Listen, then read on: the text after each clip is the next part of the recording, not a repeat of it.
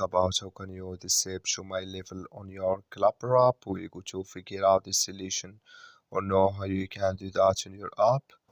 You just follow these ways, then it's going to work with you. All you have to do, you just go down here. You click on this sign down here. When you just click on it here, so when you click on this sign, it's going to take you to this list here. Go above this sign, click on it. So when you click on it, it's going to take you to this list here. Click here on privacy and safety here. So then it's going to take you to this list, just waiting to open with you here. So then it's going to show for you like this here. You come here to show my level here. So then you click in this sign or this color. Like you see here, color it's gone. That's means show my level disabled with us now. That's all you have to do. That's all. Thank you for watching.